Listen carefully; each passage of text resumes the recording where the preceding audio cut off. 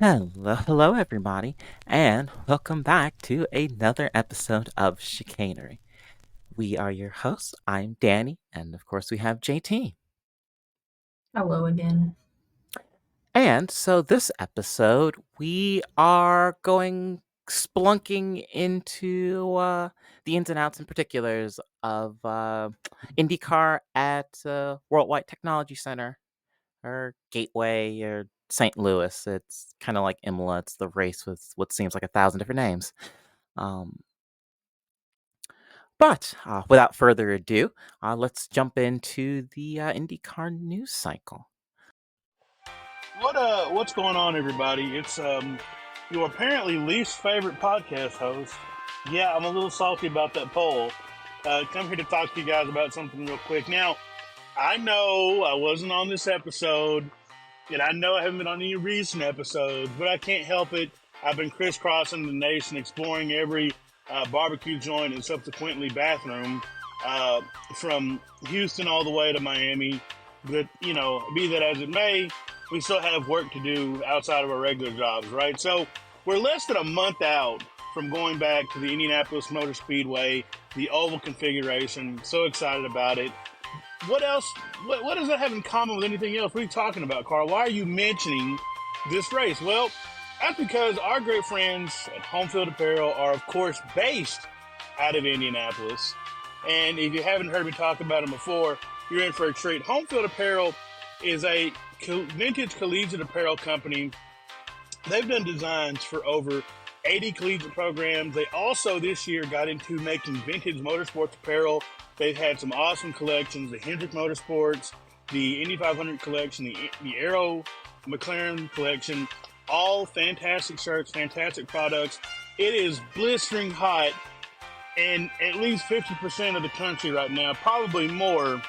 And I'm telling you something, there is nothing better to cool you off on a hot day like a quality made home field shirt. Those other places, those shirts are heavy wool. They're made for guys in Siberia. You're gonna burn, roast alive one of those things.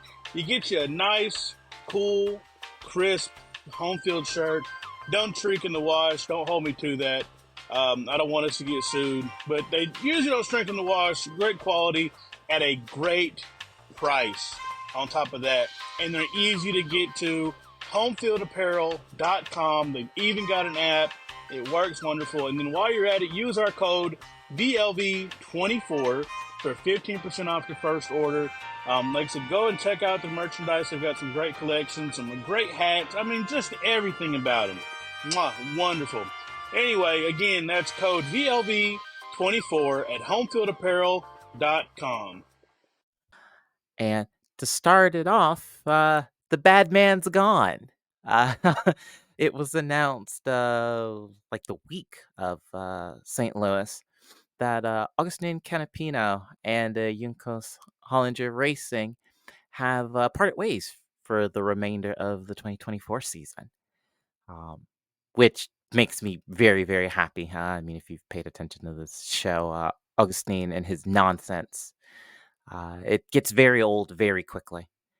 And so to finally see him given the boot is very, very nice. Although, curiously, that wasn't why he got canned. It was because of leader circle points. Apparently, the 78 is a significant way below that. The leader circle is so silly. You have to remember, is it top 26 Like or top something? 22, I think. 22. Okay. Yeah, it's so, and the car was well under that. And of course, with the leader circle, it's points and prize bonuses and what have you for the team. So there was a literal financial incentive for for them to give him the can. Uh, Now he's been replaced with Connor Daly for the remainder of the season, which, like, I don't know about you, but that seems like a lateral move. It's a choice.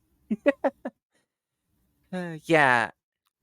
Um, Truth be told, Connor seems these days to be just about as drama filled. Although to be fair, I say that it's actually not quite to the severity of Canapino, but yeah, and from a talent perspective, yeah, I'm not sure that he's a massive upgrade, to be perfectly honest. Um, but moving on, is we had a kind of bombshell signing out of nowhere. David Malukas is joining AJ Foyt for 2025. Um, so yeah, nobody saw this coming. There was some speculation that he might be heading to some other places. Some folks thought he might be potentially going back to Dale Coyne. Um, there was some admittedly very far-fetched chatter that he could be linked potentially with like a Penske seat or something, and then that turned out all to be completely wrong. He's heading over to Foyt. I mean, I don't know if that's completely wrong still, because I thought I saw something else like today where it's like, I don't know, I guess there is supposed to be like, this is the terminology is very weird and kind of funny, but it said like some sort of like rental thing for like, I don't know, some period of time. It's like, I don't know. I don't know why you use the term like rental for like a driver, like a person, but I guess that was what they were supposed to be doing.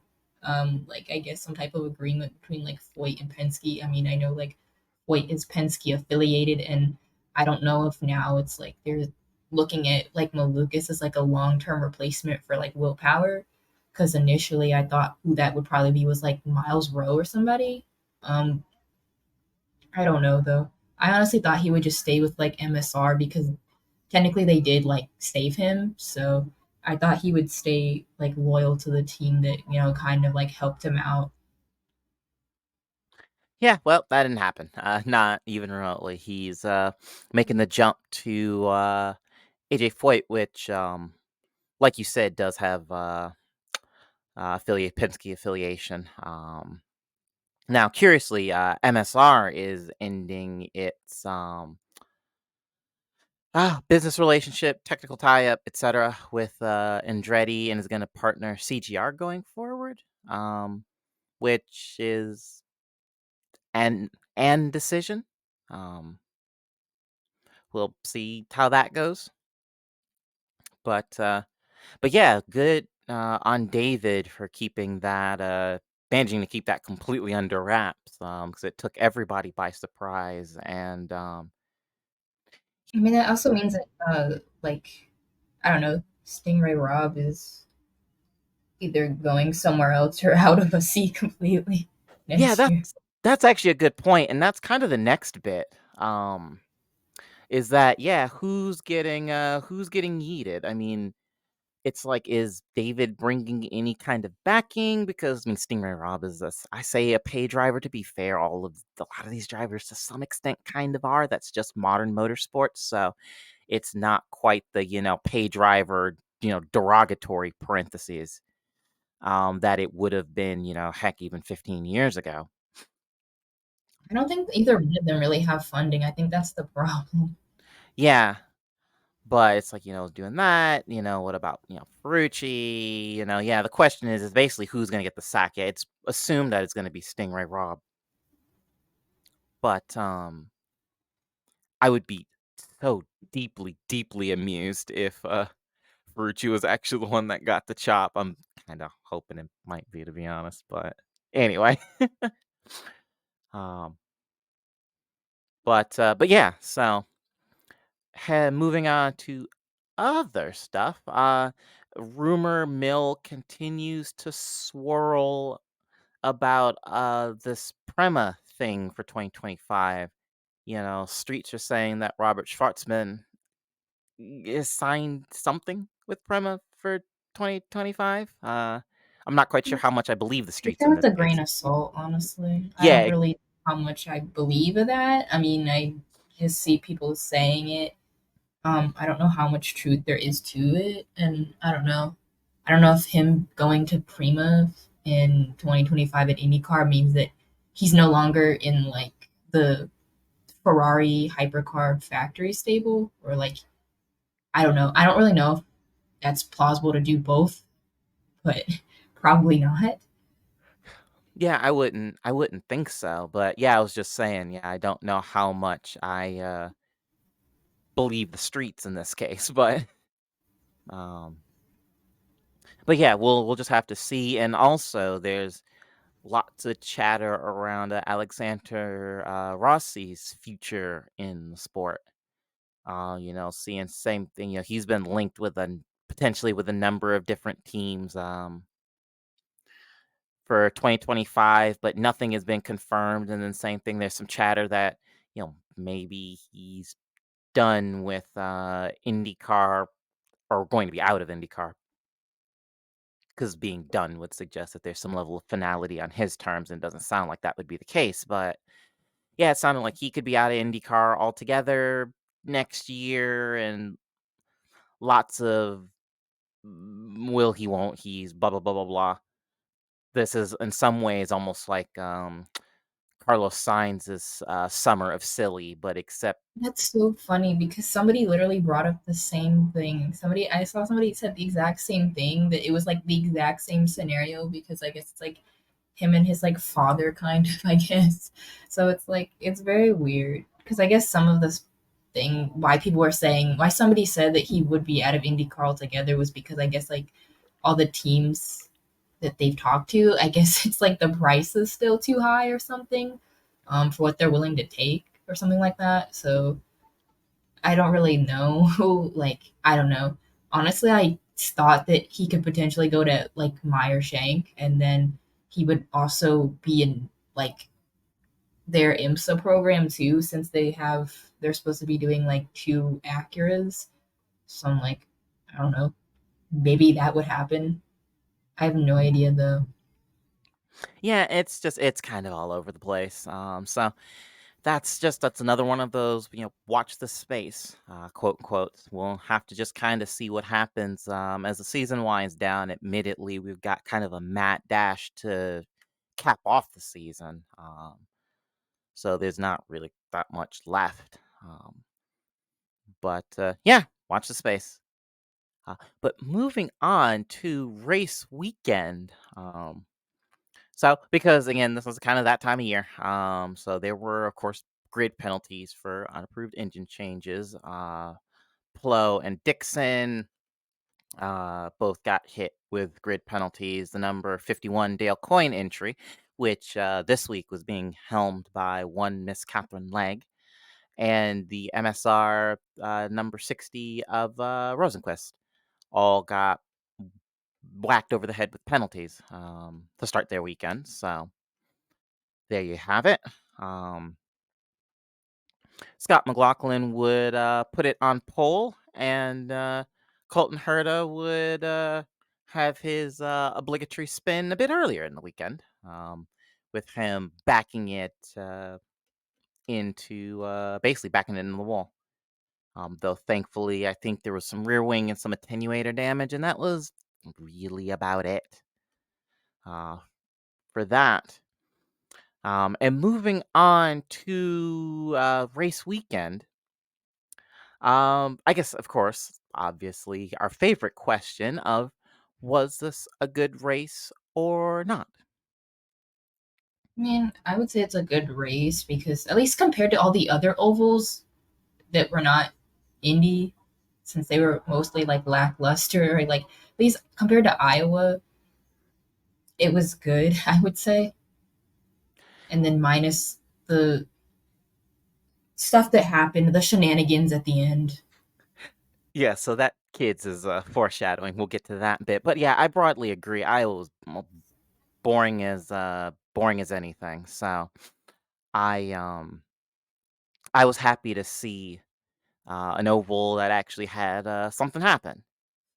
Um, so so yeah, so no, it was fun to actually see an interesting oval. Uh, but with that additional bit, it's worth noting that the yellow started early. It was lap 8 when we had our first yellow, because Ed Carpenter and Kat came together, which would end up ending Catherine's day. It's funny. I don't know, because I know you have your ear closer to the ground with some of the stuff than I do. The broadcast shot of the incident was not very good. It's like, what? What the hell happened? I don't know. I think there's like a camera that's like lower on the track. There's like footage of it from, and I don't know. Seemed like it was Ed Carpenter once again having a skill issue, which it's Yeah. like I don't know. I'm starting to like I don't know. We need to have a conversation about Ed Carpenter at this point. I feel like because he just like they bring him in for oval races because he's an oval specialist, but it's like he never does that well. So it's like at this point you're not even like I don't know. You might as well just let who is it Rasmussen just Mhm. stay in the car for the whole season instead of Yeah. switching them out on like ovals and road courses and street circuits. Like I don't know. Yeah, so we're okay. So we're shoehorning in an emergency, or we're calling an audible on a start a dialogue, because yes, I completely agree. I think Ed Carpenter is garbage. Quite frankly, Ed has been bopping in and around IndyCar, God, like forever. I feel like he was full time racing when I was in like high school. So I mean, we're talking at this point, well more than 10 years ago, and it feels like he's never really been all that good. Um, it's always, either he's just slow or he stacks it in just about the dumbest way possible. Um, yeah, and I don't understand his continued presence on the IndyCar grid. It's a Graham Rahal situation. Like he's driving for Ed Carpenter Racing. So of Yes. course, that's why he's always there. It's like he'll probably be permanently there in some fashion. Whether that be what they're doing right now and they have, him coming in on oval races and still continuing to basically have lackluster performances and he's out on, road and street course races or he's just like on the team for the 500 or something like that. But either way, he will still somehow be associated with the team or in IndyCar until, I don't know, until he either dies or he's physically incapable of driving a race car. Yeah, I think you're right. Yeah, you say Ray Hall, for IndyCar, but then also think the Strolls and F1, the fact that Lance still has a seat, even though he is objectively mid. Um, yeah, it's the same kind of thing. But yes, because like I said, this has been a thing I've noticed forever. As much as we say, obligatory Stingray Rob caution, they used to be obligatory Ed Carpenter caution, 10 years ago, 15 years ago, and it's very, very annoying. I don't think that man has had a decent result, genuinely.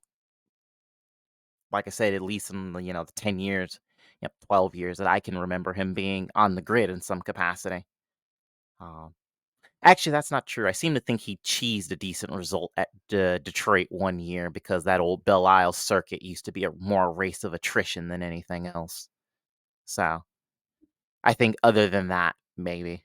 But at any rate, Audible has been called, so we'll get back into the race weekend. But yes, moving on.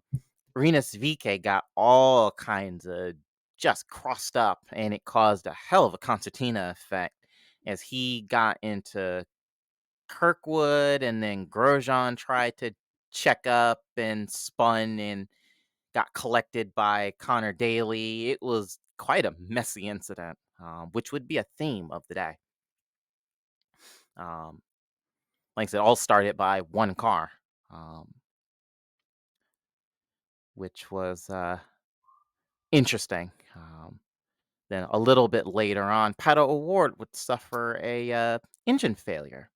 I know initially in the post race interview, he was thinking that they thought maybe that there was a leak of some description. He made it seem like an oil leak, and that was what caused it. But he quotes didn't really know. Um, and I didn't see any further chatter from Aaron McLaren about the failure afterwards, so I guess that's the official line from them. Um, and then not too long after that, Kiffin Simpson would just lose it completely on his own, coming out of turn 4. No assistance, no nothing. He was actually wasn't all that dissimilar from the qualifying spin that Herta had. I think it might have even been at the same part of the track, to be fair. But yes, just silly incident. Speaking of silly, Nolan Siegel, who had actually been having a really good race up until this point, got bopped with a speeding penalty on pit lane. I mean, you can see it. He was coming in hot, and if I remember correctly, there are aren't there two different speed zones in the St. Louis pit lane where you have to get it hauled down from, or maybe I'm thinking of a different race event this weekend. But No idea. I just know like you can see him like he locked up pretty significantly. yes. Yeah, it was an almighty lockup. He almost lost it basically coming to the line, trying not to spin. Um, Ferrucci would also get a penalty for his trouble as well. Um, Marcus Random Ericsson. violin noises. Yes. Um, Marcus Ericsson would retire with an engine failure, and it was kind of wild because you can see them hold him after he comes into the pits the first time, and they just like nobody moves, nobody does anything, and it's that Obi-Wan visible confusion meme was Hinch on the booth because he's just like, what is going on? Why haven't they touched the car? And then they get to work, and then I don't know, was it 3 laps later they bring the car in to retire it. But I don't know, Honda engines and blowing up on ovals. Name a more iconic duo. there isn't one. Um, but yeah, that's really something that they should get a handle on. It was quite the topic of conversation after the Indy 500. And yes, it seems, granted, it has not been as widespread in well, truth be told, only a couple of ovals really that we've had since, given that Texas was flung into the sea, or the Gulf, as it were. But yeah, it does definitely. That's a thing. But yeah, and then Joseph Newgarden would have a spin. He was, trying to do hero stuff on the high line and got up into the marbles and just lost it. Um, but yeah, although keep an eye on that later. Moving on, David Malukas and Will Power would have a coming together, which resulted in David up in the outside wall and out of the race. And this was so clumsy from Will because David sends it up the inside. I mean, David is basically on the white line down at the bottom, and Power just comes down on him like he's not even there and kills him. Um, I and think the and 66 car is literally crashed. It's like it's cursed on ovals. Like there's so many times on ovals it's crashed. It's like I don't know. It's like vexed or something. It's so weird. yeah, you might be onto something because yeah, I mean, if you've paid attention to IndyCar the last couple of years, David is pretty OP at St. Louis. He's finished on the podium. Well, hadn't finished on the last 2 years. He had finished. It was a third, and I think it was a P2 in 22, and then I think it was P3 last year, if I remember correctly. And at that time, given the way strategies were kind of shaking out, it was looking potentially like this could be the fight for the win. Um, so yeah, it was a real bummer. And we'll get to this in literally just a moment. But after the melee that was that restart wreck, apparently, well, Will Power was hot getting out of the car and decided that going to go yell at David was the correct thing to do. Um, which During the red flag intermission, the pit lane reporters went and found David, and David was very sad, which made me very sad. That was all right, Will. We ride at dawn, and we're coming for your ass. I mean, to be fair, he did like apologize, or he like extended an olive branch, so I guess everything's all good, which I figured he would. So I'm like, I don't know, he doesn't seem like the type of guy to just like, I don't know, do that. Like, he doesn't really seem like he's like an asshole, so I'm like, he probably would have did that because he was in the heat of the moment and was super frustrated with the fact that he wrecked on like the restart and probably didn't really like mean what he did or mean what he whatever he said. So Yeah, yeah, but that was yeah, because when David's talking to pit lane reporter and he's getting all choked up, I'm like, no, David, no, let me come hug you. But yes, there does seem to be a bit of yeah, there was an olive branch extended and some handshaking. It seems like everything is fine, but Will, I'm watching you. Don't you start. It's like we're not going to revert back to 2003, Will, when you were trying to fight like everything in sight. Um, but yes, so like I said, I talked a little bit about we talked a little bit about the restart wreck. So well, let's get there. Uh, so this is a debut of a new segment, Chicanery Court, because well, we like alliteration around here. Um, and so this will be chatting about some controversial on track incidences and throughout the various series, and adding input, apportioning blame slash responsibility for whoever it was that goofed, or if it was, well, frankly, just a racing incident. Then that can be a thing. uh, Obviously this is not legal advice, we're not lawyers, leave us alone. Here's the thing, and this is who was at fault for the that late restart crash. With 10 laps to go, there was contact between the 66 and 12. This was immediately after, so this was what started this. And then you had basically coming to the line. You had the 12, the 7, the 77, and the 18, all sort of in and around the area.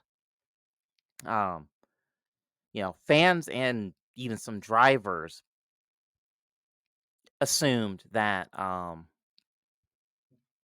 Newgarden, because he was the leader, was the one at fault. Some folks thought it was maybe Rossi or Power who were just sleeping. It's lots of back and forth. So I guess with that a little bit of context out of the way, we'll sort of open the floor. So what was sort of your initial reaction to that? okay, my initial reaction that yes, it was like Newgarden who was at fault for it. I mean, it looked like it. It just looked like he was too slow on the acceleration, and that's what caused that. And then again, everybody was saying it. Like you had like Will Power jumping out of his car and giving the finger to Joseph Newgarden. So obviously, you can deduce how he felt about that whole ordeal and who he thought was at fault. Even Colton Herta, like they had like some radio from his car, and he's saying that it's basically like Joseph's fault. So I'm like, okay, maybe it was Joseph's fault. That's what I thought initially. Then like afterwards, I went back and like looked through it at least like several times, and then I finally came to my conclusion. And my conclusion, or at least I feel who's at fault, was kind of like Will Power, because you can see like on I think it might have been the onboard of like Rossi, like it was somebody who was behind him, I believe it was Rossi, that he kind of did like a start and stop thing, like very bizarre um with the acceleration. It's like he like accelerated and I guess like almost realized that he was going to run into the back of like whoever was in front of him. It might have been like Herta who was in front of him, and then that's why he like got off the accelerator real quick. And then that could have potentially caught Rossi off guard, and that's why he ran into the back of Will Power. And like it's also, I don't know. I also feel like it's IndyCar Race Control who is also at fault for this, the series, because like I don't know. Well, obviously we put in here the rules because I'm like, okay, anytime there's a controversy in a racing series, we're like, well, let's crack open the rule book. Let's crack open that bad boy and see what the rules say. I'll let Danny read it, obviously, but there is something in there that says basically like they show the restart zone to the drivers, I guess, during like the competition meeting. Me personally, I don't feel like that is enough for them to do. I feel like they need to like physically mark it on the track instead of just, okay, here's where the restart zone is, and hope that everybody will remember where it is. Like, I mean, I know we're all supposed to be big boys and big girls here, grown adults, but I don't know. I don't know if you can really trust that drivers are going to remember where it is exactly, like in the heat of the moment. I feel like they need to, like, I don't know, if they need to go and get a can of spray paint from the hardware store down the street and, like, physically spray paint in bold letters restart zone on the track, then do that. Because I don't know. I feel like that's just that's not cutting it, to be honest. And I feel like that might be where some of the confusion is. And it's like, it's also like, okay, the IndyCars had like pretty horrible restart rules. Like, I don't know, like their procedures are not that great, and everybody knows that because I mean, well, it hasn't happened for a while, but like they got to a point where a couple of years ago, maybe like 1 or 2 years ago in IndyCar, it would be wrecks on restarts literally every other race. It kind of calmed down a little bit up until now, but that's been a thing. Like their restart procedures have been like abysmal. So I'm like, I don't know. That's how I feel, at least. Yes, and so I'm very glad that you mentioned the rule book stuff, is because that was exactly what I was going to get to next. And so let's have a look at this, shall we? So this is Chapter 7, Article 7, Paragraph 1, Subsection 3 um, of their sort of IndyCar sporting rulebook. And that does read that at the appropriate time, the pace car lights will be turned off, indicating the intent to restart the race. The leader is required to maintain pace lap speed until reaching the restart zone designated by IndyCar, when the leader shall accelerate smoothly back to racing speed, and the green condition will then be declared. The location of both the restart zone and designated restart line, road course, street course events only, shall be announced during the competition meeting. And you highlighted it, and it was something I had already kind of noticed anyway. When having a quick perusal. Um, and I don't know if it's more or less damning, if I'm being completely honest. Um, so I guess before we get into the real nitty gritty minutia, I guess I should point out is that I thought it was New Garden as well, because my brain was like, okay, homie just didn't go. I almost thought something was wrong with his car or something. I mean, I don't know. It's just like, it just seemed very slow. Like, Uh-huh. I mean, he accelerated, but it was just like slow. Yeah, exactly. I'm just like, okay, well, bro didn't go. No wonder you had, a chain reaction rear ending behind him. Um, and that's the bit, is that, I mean, technically, I guess, yes, he did accelerate smoothly. I mean, I would be interested to see the sort of longitudinal acceleration curve of that, because I'm pretty sure a hot hatch would probably be about as quick as he was. But technically, yes, he did. And I'd also know that, and this is one thing that wasn't covered in the little bit of the rulebook I read, and that is also that the leader ostensibly controls the restarts, which does give them some leeway on how exactly they choose to do it. Um, and I guess, and here's another bit to this, um, to keep from, actually, there's probably more to get a jump than anything else, but it did have a unintended consequence, inverted commas, of keeping folks from dying, was that you had a lot of fanning out on the restarts. However, IndyCar has been policing that very aggressively this year about everybody staying single file. And the funny thing is that if folks had a fanned out, been able to fan out a bit more like how they had been, we probably would have avoided this. And if anything, New Garden just would have gotten swamped, and that would have been a problem that solved itself ostensibly. Um, but I mean, you I, saw like Polo, he was able to like jump, like mhm, he was able to get like out of line enough to that he wasn't caught up in it. yeah. I know they mostly do it for the leaders. I know Pelot was a little further back. I think he was P9, P8 at the time of that restart. Um, and I know they tend to most heavily scrutinize the top 5, top 6 when they do that. Um, but yeah, it's just Newgarden just didn't go, because it's worth noting who was in P2. Was it McLaughlin? McLaughlin. Yeah, or and I mean, McLaughlin bumped into his attenuator on the restart. So it's not like it was, just Will being super duper duper itchy to go. It caught out McLaughlin too. Um,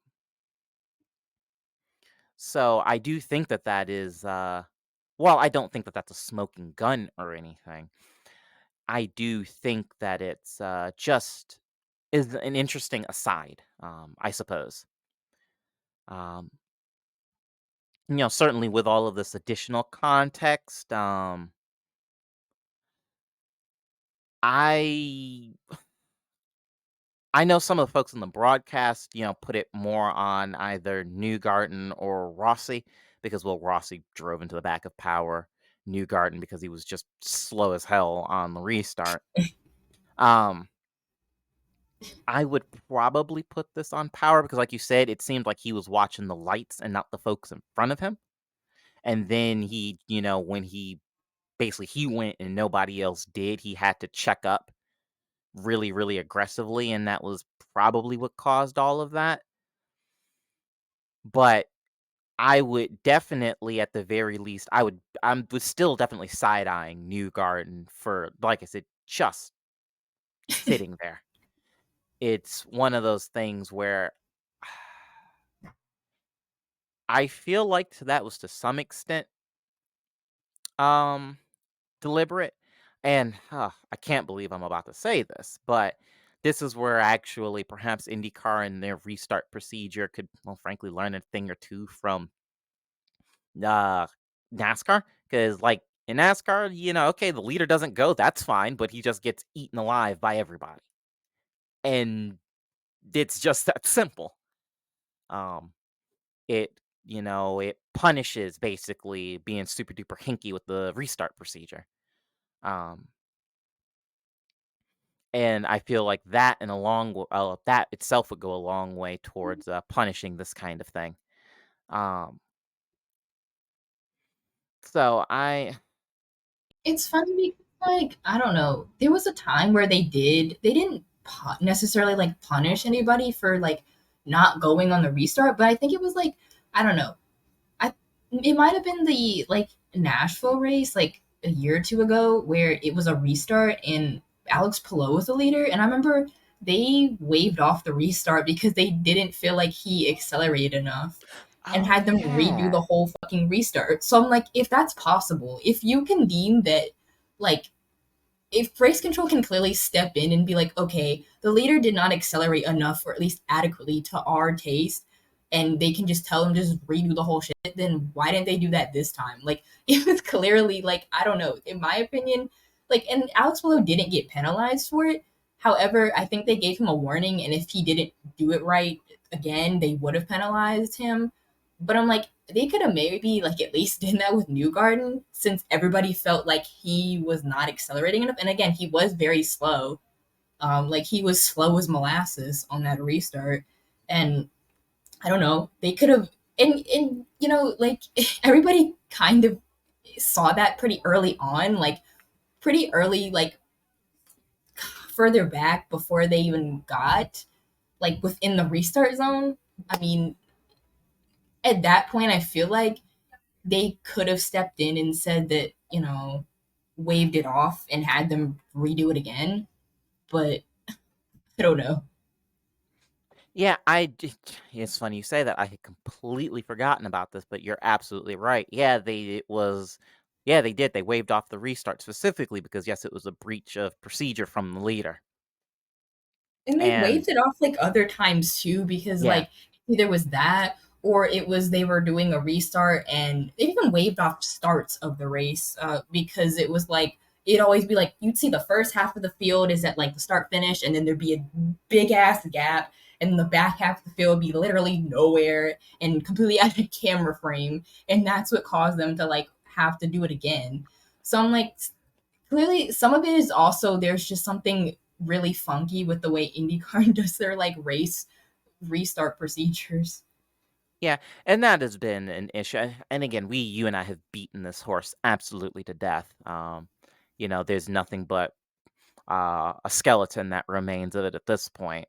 Um, but But yeah, IndyCar race control and particularly their like restart procedures, just it's atrocious, quite frankly. It's not very consistent in how it's ruled, delegated, delineated. Um, IndyCar race control generally is not very good about again adequately stepping in some of these situations where there really needs to be a more firm guiding hand, and they're just like, whatever, but there'll be, some nonsense that didn't really even require any sort of investigation. They're like, nah, it's a penalty, bugger off. That again is foreshadowing, children. Um, we'll get to that a little later, but yeah, it's been an issue. It's been an issue for a while. I still think it really came to a head with last year's Indy 500 and that nonsense restart procedure, and then the rule that basically The says green white checkered. yes, and then the rule that basically says, there are no rules if we deem it necessary. Oh, and stuff like that, and it's like ugh. IndyCar race control has left a very, very bad taste in my mouth. And I really desperately wish somebody would do something about it. But yeah, so no, overall, guilty verdict, you um, definitely goes to Power. I would just sentence them to community service because, well, having a torn up race car, I think, is punishment enough. Um, but yeah, definitely, and a suspended sentence would be handed to a Newgarden for just not doing anything. So that's my verdict. For being useless. Yes. And then I guess the other thing is, before we move on from this entirely, just as a kind of broader context thing, is there was a lot of chatter about after this whole thing, about quotes, Penske car. Um, I'm not really sure quite what to make of that personally. I'm not sure if it's just, IndyCar Twitter kind of bitching about nothing, or maybe they're cooking here. I genuinely don't know. I do have some concerns about, potentially in officiating some conflict of interest. But then also, well, you had the whole cheating scandal thing at the beginning of the year, which kind of puts a lot of that to bed. So I don't know. I mean, I don't know. I You would have to go back and look through, I guess, like all the IndyCar races that have happened this season to see who's gotten what penalties, like comparing penalties, like the amount of penalties that Penske drivers have gotten versus non-Penske drivers, and even like all the way up until like the first year that Roger Penske owned the series, which that's a lot of stuff to go through. It's even a lot to go through with even just this season. And I personally am not going to do that because I can't be asked to do all that. And I simply don't have the time to do any of that anymore. Um, and, and that would be doing that all for the sake of winning online arguments with folks. And I don't really care to do that either. I just am not that invested. So I don't know. And it's like a Penske car. I don't really have proof of that, to be honest, which is why I'm like, I don't know. I can't prove that there's bias towards Penske drivers or there isn't. I can't prove one way or the other. And to be honest, other people can't either. But, it's just them seeing, I don't know. Just like, I don't know if this is real or if this is just people seeing what they want to see. Because, I mean, sure. I feel like a lot of this also might stem from fact that people don't like Roger Penske and the way that he runs the series, which is like, I think that's perfectly fine because I don't like the way he runs the series. And I don't know, some people also just don't like Team Penske as an organization, as an entity. So that's also why they probably feel this way as well. Um, but I mean, I can't really prove it. I mean, the cheating scandal, yeah, there was that, which was obviously a big deal, but they got penalized for it. Okay, like they lost all the points that they got from the race, they lost the money that they got from the race, they lost their positions, and people got suspended. So I'm like, I don't know. There really isn't much to. I don't know. I mean, I feel like it would, I mean, obviously, I feel like it'd be obvious if there was bias, if like they just flat out nothing was done about it. But no, there was pretty significant like flack from that. So I don't know. Yeah, and that's kind of where I'm at. I brought up the cheating thing, but because, like I said, they did get in trouble for that. There was a quite significant fallout from that, actually. Um, so I just, yeah, and again, and it's tough, and like you said, it's a lot of data to comb through, and even despite the fact that that is just the thing that tickles my very, very broken brain. Yeah, that's more work than even I feel like biting off to chew. Just, So I don't I even know where you find all that information, like just readily accessible. Like I know you can go and see like for other racing series, like sports car racing, like endurance racing, there's raw data that you can get like after the fact that shows like how fast certain drivers were, who did what in like stint lengths and stint times and stuff like that, and all that type of stuff. But I'm like, I don't even know if such a thing exists for IndyCar. And even if it did, again, it would still be a lot of stuff to look through. Yeah, exactly. I was about to say, that would imply that IndyCar, from a technical perspective, is well organized, and they're just not. So, yeah, it's not. And same thing. To certainly to your earlier point. If there's some, grumbling about the way, Captain Roger has been running the series, and like I said, that's fair enough because, like I said, you don't like it, I don't like it. I mean, during the off season, you and Lauren had a very, very long discussion about sort of the state of the series under Roger's stewardship, and none of us were particularly happy with it. But that that that doesn't seem like impetus enough to cry foul or Penske car, as it were. Um, yes, this team is invariably kind of annoying, and actually, the drama of the last few weeks, I'm finding particularly annoying. Because this is the second weekend. No, it's not the second week, but this is the second time in a fairly short span that we've had, some Team Penske drama, that causes a yellow or on a restart or something. Because it was McLaughlin and Power, I think. Here a couple weeks ago. Yeah, it was Hit Toronto. Toronto, they like Yeah. came together or something. Yes. Had a little mini team implosion there. hmm And they, and of course, it's effectively happened again with, during the red flag period, Will being on the receiving end this time. But so yes, that's getting a little old. But yeah, Penske car? Yeah, I don't know about that. But at any rate, um, moving on from all of the post red flag chatter, after the track got cleared up and cleaned up and we resumed racing, Newgarden would go on to win. And it's funny because this is almost 40 years, I think, after the famous spin-in win, because that was around this time in 85, I do believe was the spin-in win, was 1985. So yes, it's funny that we would have this happen almost exactly 40 years later. But yeah, so he went on to do that. Linus Lundqvist would finish in third.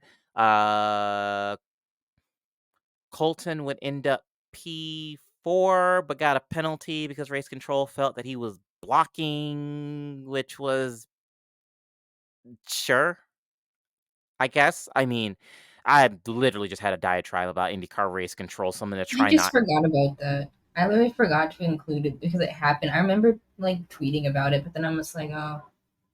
And it's like it happened right after the right in the post race ceremonies. It's like this is so like this you can't make that up. Like literally IndyCar's so back. Like yes, this is the most IndyCar thing ever.